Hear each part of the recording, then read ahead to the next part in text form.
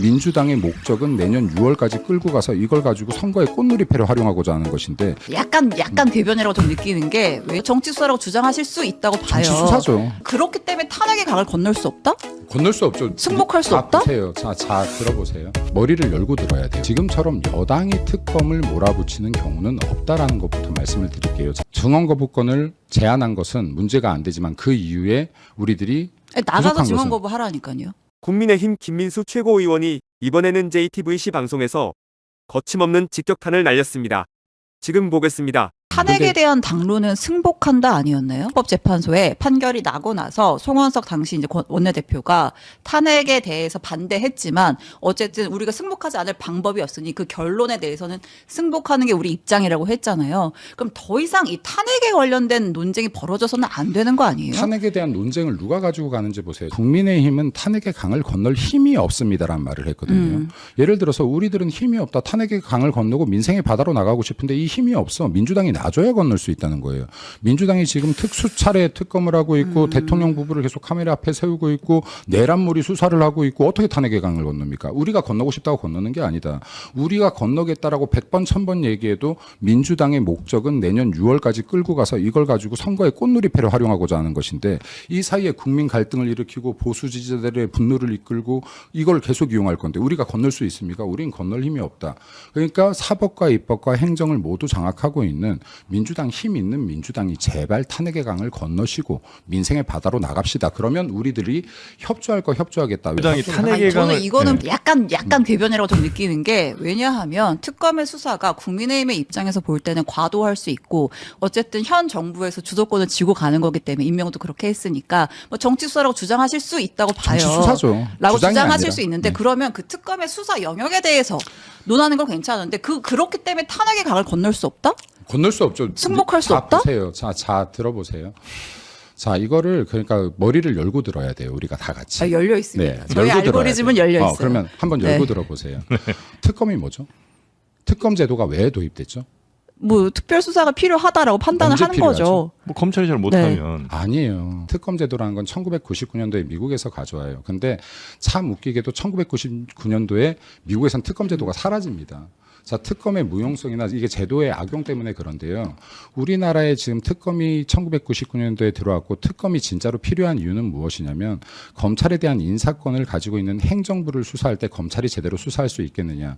그래서 야당이 통상 여당의 수사가 필요할 때 특검을 주장하는 거예요. 네. 야당이 공정한 수사를 위해서. 네. 지금처럼 여당이 특검을 몰아붙이는 경우는 없다라는 것부터 말씀을 드릴게요. 자, 첫 그러면 번째 특검의 잠시만요. 제도에 대한 문제 제기를 하실 수 아니요, 있는데 그게 아니요. 왜 탄핵의 강을 못 넣는 이유가 되냐는 거죠. 그러니까 지금 말씀을 네. 드리고 있으니까 이거 말을 끝까지 그러니까 질문을 너무 하셨으면 말을 길어져서 끝까지 이게. 들어요. 아니 그 길어 설명이 길 수밖에 네, 없는 네, 얘기인데 네. 어떻게 짧게 합니까 이거? 네. 자 그러면 이 특검을 왜 하려고 하는지를 봐야 되는 거예요. 그럼 특검 자체를 지금 이거는 지금 정치적으로 이용해서 대통령 부부를 카메라 앞에 세우고 이 수사 과정을 공개하고 재판에 영향을 미치겠다 뿐이 안 돼요. 이거 국민들을 선동하겠다 뿐이 안 되는 거예요. 예를 들어서 충분히 검찰 수사로 갈 수 있는 것들을 여당인데요. 지금 대통령이 아니에요. 윤석열 대통령이. 그럼 일반 국민이에요. 일반 국민을 조사하는데 지금 어떤 사람이 영향력을 인사권을 미칠 수 있어서 이걸 특검을 가죠. 여당 다 장악했는데 민주당이. 특검 자체가 말이 안 되는 것이고 여기에서 제가 석방 얘기도 말씀드릴게요. 네. 석방도 제가 윤석열 대통령 부부니까 석방하라는 게 아니에요. 대한민국 헌법에는 무죄 추정의 원칙이 있어요. 네. 이로부터 모든 국민은 인권을 보호받을 권리가 있습니다. 자, 그러면 윤석열 대통령이 지금 내란죄 확정된 거 아니에요. 자, 근데 지금 민주당 내란 확정범처럼 몰고 있고 내란 동조죄라는 것까지 수사를 하고 있어요. 내란죄도 확정이 안 된 상황에서. 자, 그러면 여기에 구속 수사를 하고 있다는 거예요. 자, 그럼 대한민국에서 구속 수사할 때 두 가지뿐이 없어요. 도주의 우려가 있느냐 네. 아니면 증거인멸의 우려가 있느냐. 네. 윤석열 대통령 부부가 도주할 수 없다는 것에는 5천만 국민 다 동의하실 거예요. 도주할 수 있는 방법이 없어요. 얼굴 다 팔려있는데 어디로 갑니까? 자, 그러면 나머지 하나인데 증거인멸의 우려가 있다예요. 그럼 지금 증거인멸의 우려가 있으면 이 특검 긴 기간 동안 지금 더 특검 기간도 연장하겠다고 하더라고요.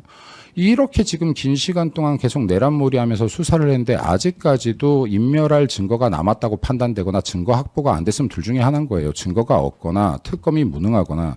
자, 그러면 정치적인 문제가 아니라고 잠시만요. 정치적인 문제가 아니라면 수사를 하더라도 저렇게 네. 지금 구속을 시켜놓고 CCTV를 공개 안에 만회하고 여기 안에 있는 오히려 명확한 증거를 얘기하는 것이 아니라 이슈가 될 만한 사안들을 계속해서 여론몰이를 한다는 건 이거 자체가 정치적인 것이고 인권을 보호하는 것이 아니다. 이것은 대통령이 아니라 대한민국의 단 한 명의 국민이라도 이런 처우를 당한다라고 하면 이거는 공당이라면 석방을 요구해야지 맞는 것이고 이에 대해서 정확하게 얘기해야 맞다. 이런 것들 하나하나가 대한민국 사법체제를 흐트리고 있는 겁니다. 아니, 근데 이제 그 네. 특검이 아까 말씀하신 것처럼 야당의 주장에 의해서 그리고 여당의 혹은 뭐 지금 현 행정부를 맡고 있는 사람들을 제대로 수사 못하니까 야당이 요구해서 한다고 했잖아요. 그럼요. 그러니까 그 요구를 사실 작년 뭐 재작년 쭉 했잖아요. 근데 그걸 만약에 받았으면 지금 예를 들어 여당이 특검에 대해서 얘기를 하면 거기에 대해서 반대하실 수는 있을 것 같은데 예전 야당이 그렇게 주장할 때는 그걸 안 받았으니까 그게 밀리다 여기까지 와서 특검까지 가게 된 거잖아요. 밀렸다. 예를 들어서 이 전에 잘못이 예를 들어서 특검을 왜 안 받았니 이 주장 충분히 할 수 있다고 네. 봐요. 그리고 이 부분에 대해서는 사실 당에서도 논란이 있었어요. 특검을 받자는 분들이 있었고 받지 말자는 분들이 있었습니다. 자, 근데 이게 이제 여야가 바뀌었어요. 네. 예를 들어서 여전히 민주당이 야당이라면 특검을 주장할 수 있어요. 근데 이제 여당이라니까요. 특검을 주장할 필요가 없어진 여당이. 그렇게 되면 특검이 네. 안 되는 게 예를 들어 네. 야당이 계속 주장할 때는 대통령이 계속 거부하고 정권 바뀌면 야 니네 이제 여당 됐으니까 특검 이제 하지 마 이렇게밖에 안 되잖아요. 그러니까 이 특검 제도가 지금 제대로 맞게 활용되고 그건 이제 있는지 특검 보셔야 제도를 된다라는 없애자고 거예요. 하는 얘기니까. 자, 그러면 이게 지금에서는 지금 안 예를 맞는 들어서 것 같고. 이거를 네. 대한민국 국민들 중에서 도주의 우려나 증거인멸의 우려가 없는 사람 구속 수사해도 된다고 보세요. 이게 대통령이 아닌 다른 사람으로 만약에 정가에 그러니까 범죄 사실이 충분히 뭐 네. 소명된다는 것도 역시 뭐 그런 구속의 그러니까 이게 중요한 수사의 얘기긴 하죠. 방법들이 있는 네. 것인데 왜 구속 수사를 하며 그럼 또 하나 여쭤볼게요. 대한민국 국민 어떤 사람이라도 지금 이 수감되어 있는 모습이 CCTV가 공개되는 건 막 적합하다고 보세요? 수감된 사람의 CCTV 공개요. 일반 수감자들은 안 그렇게 했죠. 체포영장을 거부할 수가 없죠. 그 과정에서 이제 체포영장 체포영장 집행을 자- 거부하는 과정에서 이제 검찰 자, 그럼 그 전 단계를 네. 한번 볼게요. 대한민국 형법과 형사소송법에는 증언 거부권이 보장돼 있어요. 이거 네. 피고인들의 네. 이것 역시도 권리예요. 네. 자, 그럼 이 증언 거부권을 행사를 지금 막았어요. 자, 이런 부분들을 예를 들어서 증언 거부할 수 있는 거예요. 그리고 여기에 재판 나가지 않았다라고 했었을 때요. 이거에 대한 각오까지 한 거예요. 내가 불이익을 벌써 받을 수 재판의 있다라는 불이익을. 거를. 예, 네. 그러면 이걸 각오하고 증언 거부를 하고 있는데 왜 강제로 거한 10명이 들어와서 이거 지금 끌고 나가는 거 이거 대한민국 선진국에서 가능한 일이라고 보세요. 이거를 지금 자 대통령이 싫고 좋다라는 걸 떠나서 한번 생각해 보세요. 이게 만약에 네. 일반 국민 한 명에게 행해진 일이라면 이거 분노하지 않겠나요? 그리고 여러 선진국 프랑스 등지에서도 마찬가지예요. 네. 대통령이 죄가 있어서 유죄 판결이 난 것도 있습니다.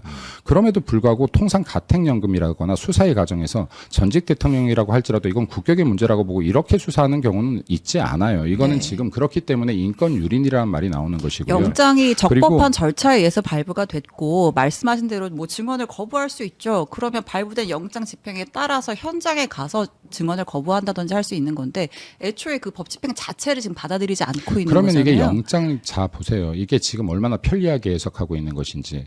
형법과 형사소송법에 보장된 증언 거부권을 제한한 것은 문제가 안 되지만 그 이후에 우리들이 나가서 부족한 증언 것은- 거부하라니까요.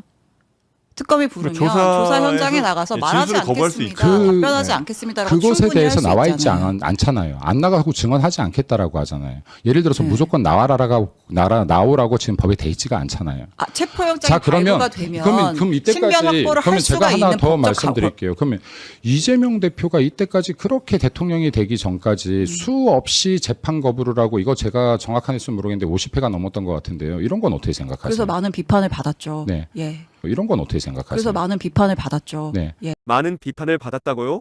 그건 그냥 상황 묘사일 뿐이지 제대로 된 설명은 아닙니다. 스스로는 법적으로 반드시 출석해야 한다고 목소리를 높이더니 이재명이 출석 거부한 거는 많은 비판을 받은 말로 끝내는군요. 참으로 납득하기 어렵습니다.